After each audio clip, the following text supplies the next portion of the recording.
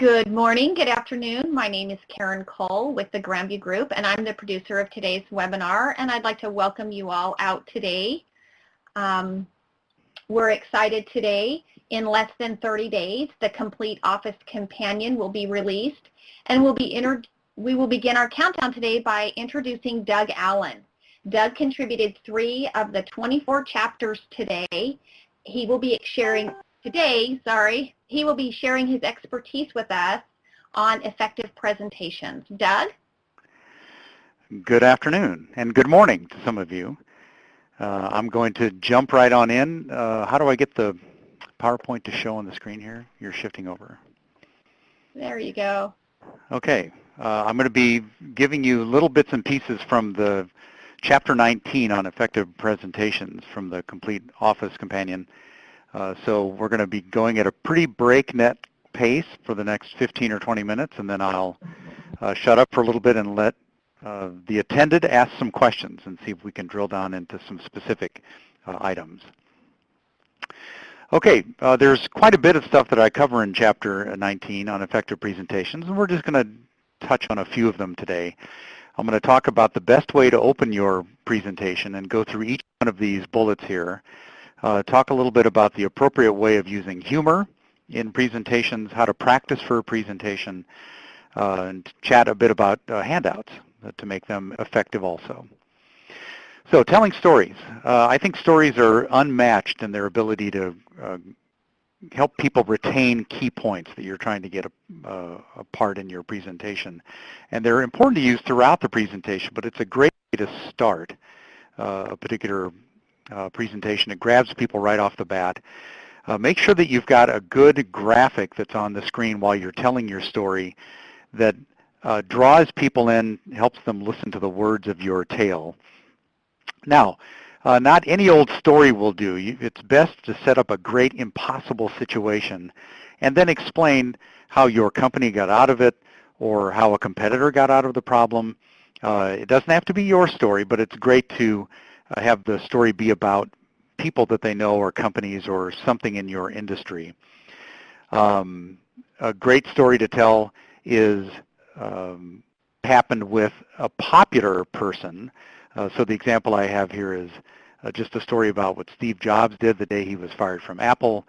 And begin to draw them in, they go, you know, I heard about that, but I actually don't know what happened. And then when you lay out the story, it can be a very effective part of the presentation and really draw people in. So starting with stories is just a great way to open the presentation. Another thing you can do is ask a question. When you open your presentation with a question, whether or not you mean to do this, your audience extends you a little bit of goodwill. They think that you want to know more about them so that your presentation will be more meaningful to them.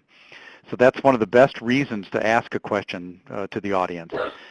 So just get in there and open up with anything that you think might be relevant to today's presentation or about the room, the conference they're attending, any of that stuff. And what it does is it causes them immediately to think, wow, this person is looking out for me. When you open with a quote, they can be used at any section of your presentation, but an opening quote has a special function. It provides dramatic context for the upcoming show that you're about to do. If you choose to start with a quote, I, of course, always recommend that it has to be a good one, and it should refer to a similar situation that everybody in the room, you know, finds themselves in. So you don't just search for quotes and put a good one up on the screen. You try to find one that relates to why we're all in the room today doing a presentation. So, for instance, if your presentation is about change, then I've got a quote up here from Frederick Douglass that you might want to start with. Or if your presentation has bad news in it for everybody in the room, I've got one here from Bill Gates. If you need the crowd to learn something from the presentation, then here's one from Da Vinci. So these examples just show you grab a quote that's from a great person, was a great quote, but also fits the situation for the presentation. I suggest you use some style, so don't just grab the quote and use the text that's up there. Find a compelling picture to put behind the quote. something that draws their attention to the quote. Make sure that you do something that sort of sets the quote off when you're going to open with a quote. When I say open using a perspective context or retrospective context, what I'm talking about this is that everybody in the audience has already lived through and survived, maybe even thrived on changes that have occurred in their life. So a subtle way to remind them that change is inevitable and maybe not so bad, the change we're about to go through is not going to be so bad, is to put it in perspective with some sort of perspective or retrospective observation. And a couple of examples I have here. 30 years from now, driverless cars are going to make parking lots a thing of the past. Or a retrospective would be to point out 10 years ago, Japan owned just 20% of the market, and now they have over 65% of the market. So when you're thinking about the main topic of the presentation for the day, doing this perspective also, again, connects you with the audience in a way that makes it easier for them to get to know how to do stuff. Now, this is an overstated dictum, but you do need to give the group an idea of what's about to follow in the presentation today. Everybody has a lot on their mind when they sit down. What you're about to say to them may not even be that top of mind for them at that moment. Clarifying right up front helps to get the focus of the audience. You might use an agenda slide and go through each one of the things you're about to talk about. It could just be the 3 to 5 points that you're planning on covering, but you give the summary right up front, even though you may be thinking, oh, I don't want to give away all my good stuff, or I need to lead through these points before I get to it. You can still leave, let's say, the big blockbuster bit of news for some later part of the presentation, but this is a valid reason and part of the reason that you hear about it so often. Tell them what you're going to tell them, and then after the presentation is over, tell them what you told them, because it's a great way to help them remember what's going on. Mix it up from time to time if you talk to the same group frequently, and you may just have a picture up on the screen that sort of fits the topic, and your words are what you're going to be telling them. Okay, so those are sort of bullet points that help you think about how to open a presentation. And I have more detailed information in the chapter that you can take a look at, and also have sections on how to, after you've done a great opening, how to do the meat of your presentation, and another whole section on how to close the presentation. So all of that's covered in that chapter 19. Let's talk about something that a lot of people in public speaking have trouble with, and that's using humor appropriately. Humor can be a very effective thing to do, but a lot of people don't understand humor in general, and I think it may be part of the reason that they're concerned about public speaking and what scares them about public speaking. But if you can be a little bit funny, what it does is disarm the audience and makes everybody in the room more comfortable.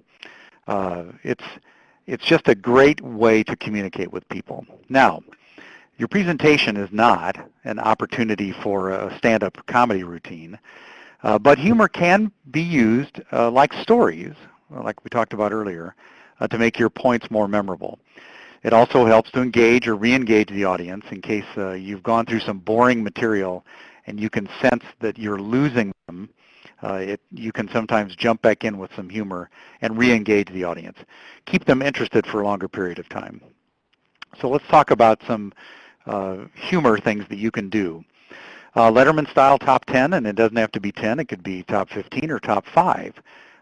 But you can engage the audience and they know what's going on, and even if it isn't going to be that funny, you again get some goodwill from them because they're familiar with this Letterman gimmick.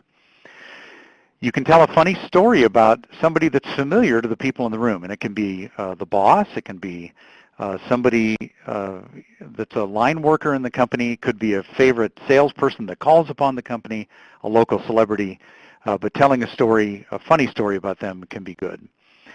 If you can pull this off, witty side comments that describe what's going to happen if people don't follow your advice that you're making in the presentation. This can be tricky if you don't have a good wit or you aren't able to pull that kind of thing out. Sometimes it's fun to just bring up old photos or diagrams.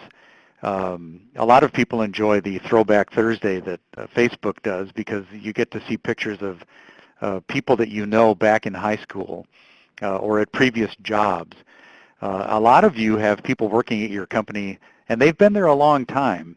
And to pull out an old photo of when they started and they still had hair or the clothes that they used to wear at that time, or even, again, that process chart of the way we used to do things. They did not mean to be funny when they were created, but they can add a lot of humor if you pull them back in. And then if you do it correctly, you can have a careful selection of customer comments that are maybe insightful, but they're funny. So if you're doing it appropriately and you've asked for permissions if it's something that they maybe would like to know if you're going to be talking about, this can be a great way to, again, re-engage the audience at that moment. Okay, we have to talk about practicing. A lot of people don't do this with presentations. They just go create the thing, maybe even at the last minute, and pull it into the room, and that's when you find out that you didn't check to see if the slides transition properly, if you know what to say with every slide that comes up. So practicing is a very important thing to do, and I talk about this in the book. Practice, practice, practice. And even if you aren't trying to get to Carnegie Hall, there are reasons to practice 3 times. So let's just chat about what you might do in these 3 practice sessions. The first time you go to practice, you're going to do it yourself. You're maybe just running through the presentation at the desk. Everything flows well. Did you stumble on your words?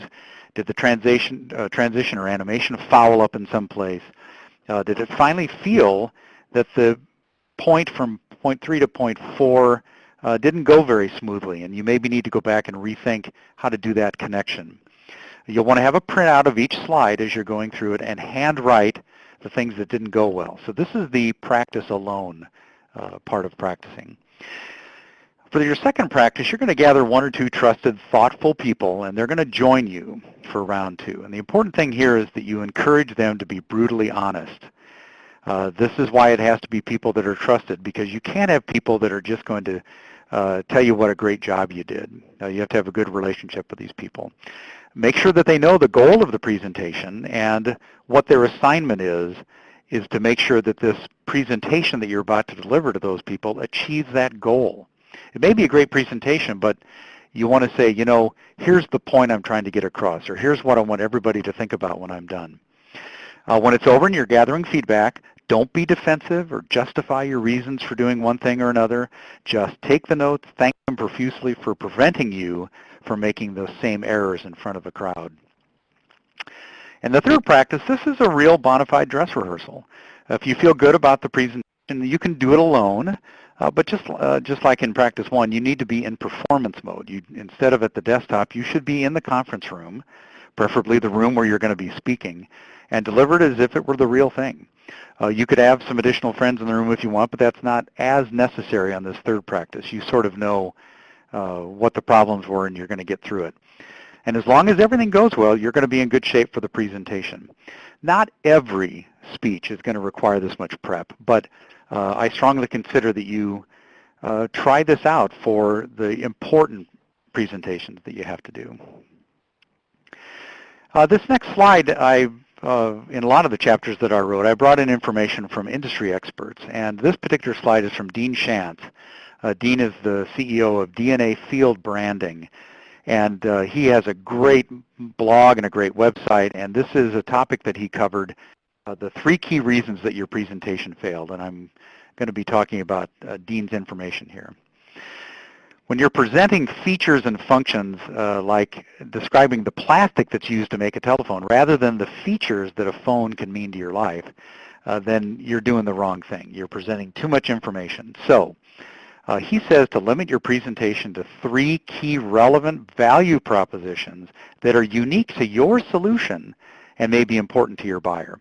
Now, not all of your presentations are sales-oriented, but a lot of them are, and that's what this particular point is about.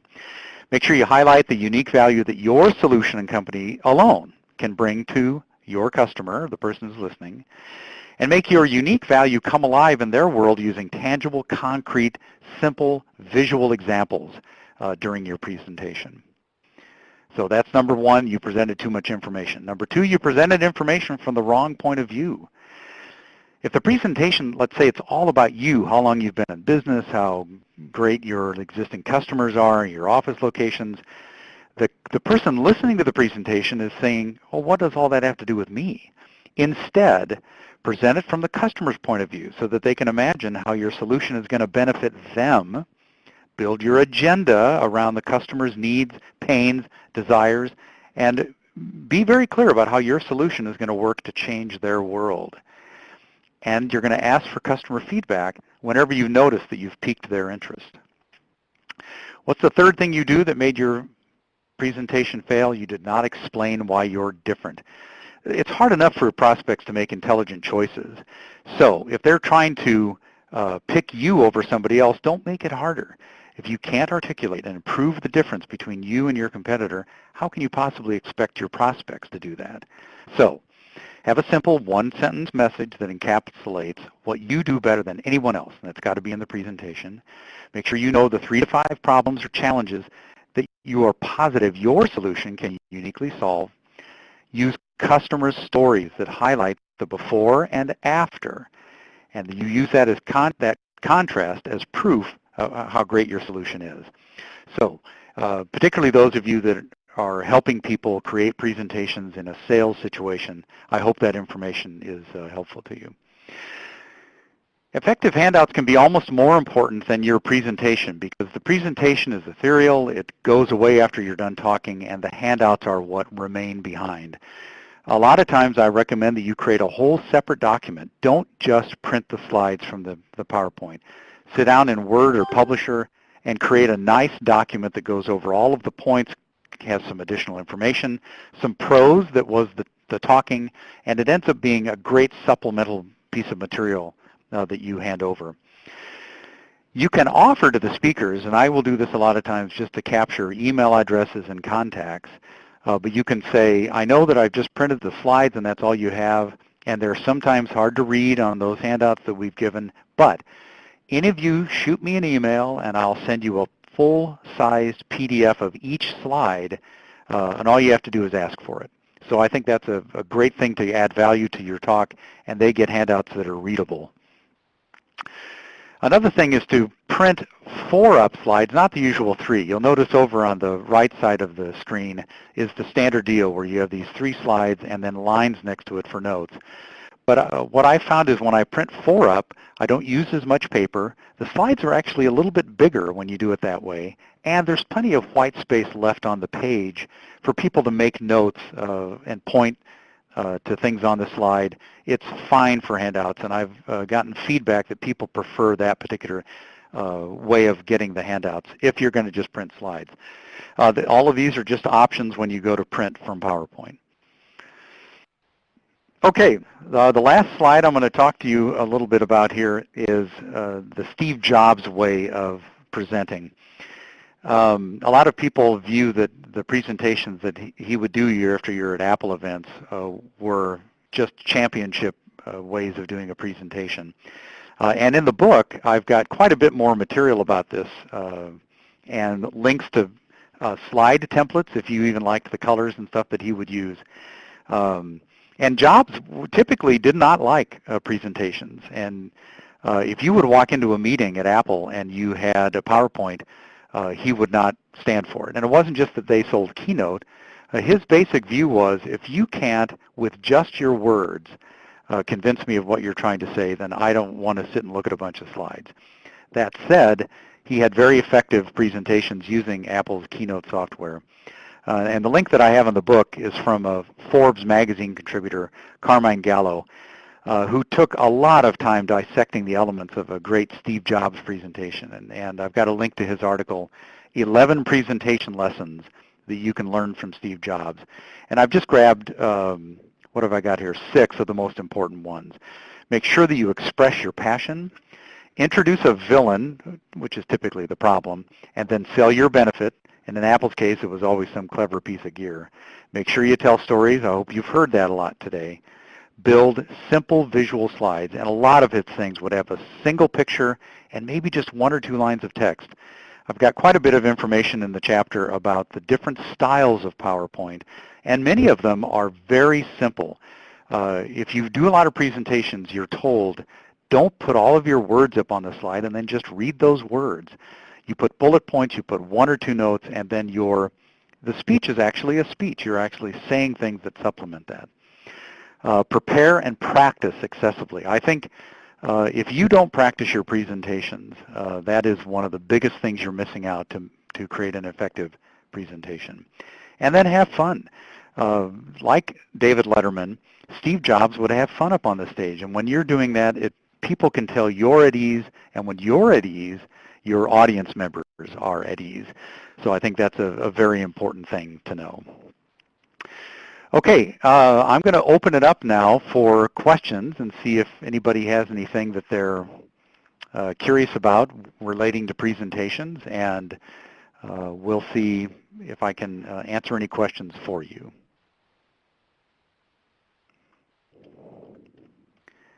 Doug, let them know that there's a question and answer box in the upper left-hand corner, and they're welcome to put their questions in there. Okay, and yeah. You can address them from there. That Q&A box in the upper left-hand corner, you can just go ahead and type something in there, and it'll show right up on the screen for me, and then I can pick which ones to choose from.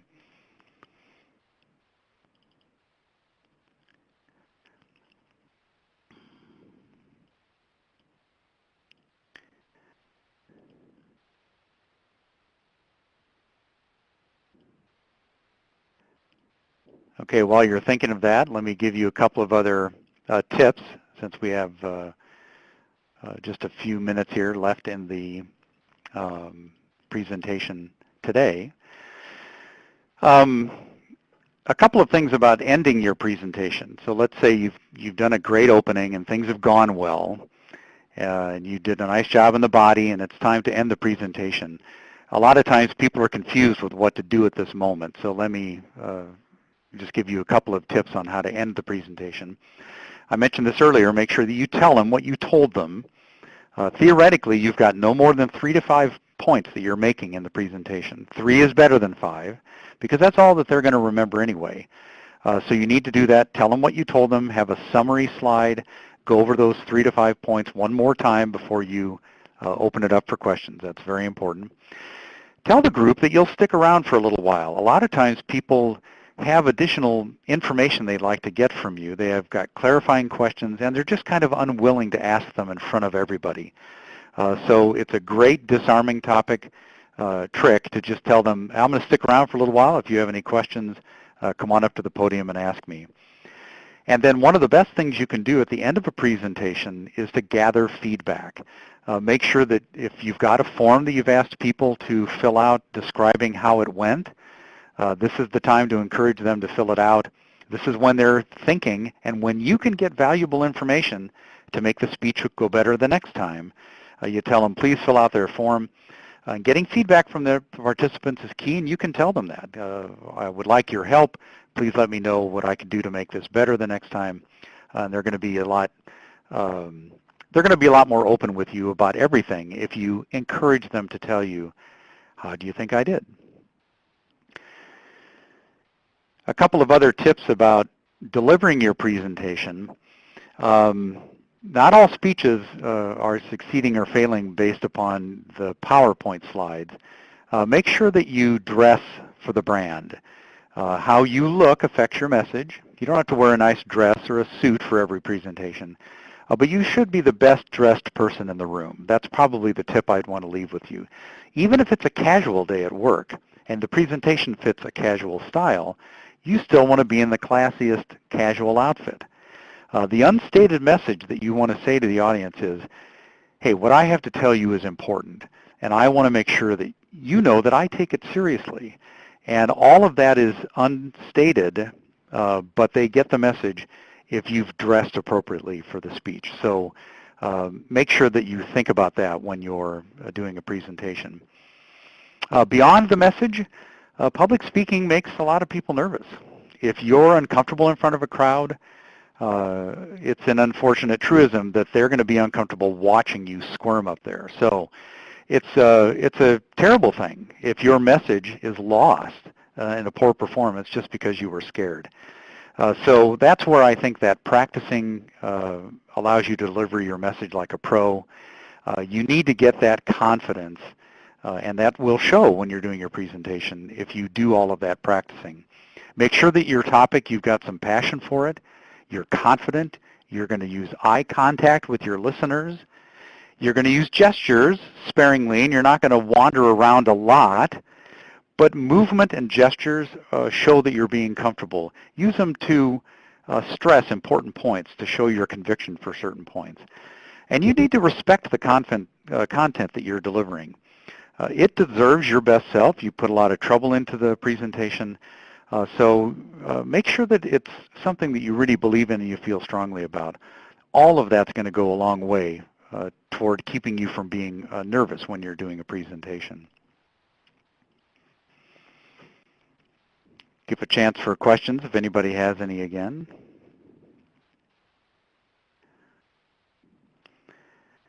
One of the things on a technical side, PowerPoint, Google Slides, Keynote, all allow for speaker notes to be seen on a laptop screen while the presentation is shown out on the projector.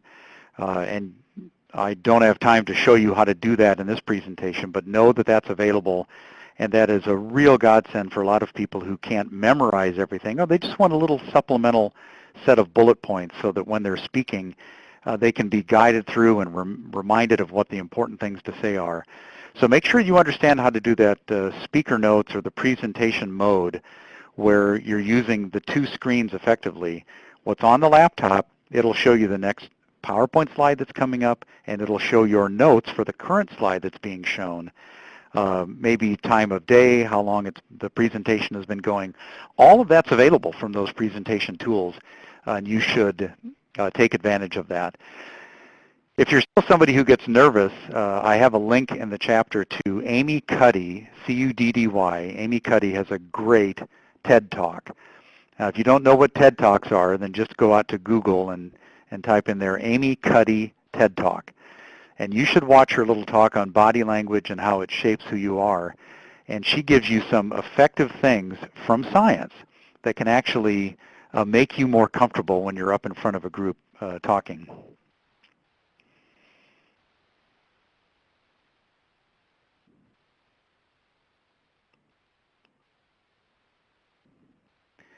One of the things you need to think about these days is, and I hate to get technical again, but screen aspect ratios. As you've been buying those big television sets for the living room or the basement, you'll notice that we've gone widescreen on our televisions, and many of you have up-to-date conference rooms or presentation rooms where they have the widescreen. And so we're in that funny time frame right now where you might develop your PowerPoint for a squarish style box, because that's the way the projector was in the old conference room, but you may be presenting it in a location that has a widescreen. The current versions of PowerPoint and Keynote allow you to actually create a widescreen presentation. And you just want to make sure that you don't have things that are squished or have sidebars on them. Learn a little bit about the room that you're going to be presenting in so that when you get there, your presentation looks great. It's just another little bit of research you have to do for those really important presentations that have to be very effective. If you know that you're going to be on a widescreen projector in front of the room, then you should design a widescreen PowerPoint. You do get a little bit more real estate to work with, and it just shows that you're caring a little bit more about the presentation. Well, I think I may be out of time here. Is there any last questions before we close out the webinar for the day?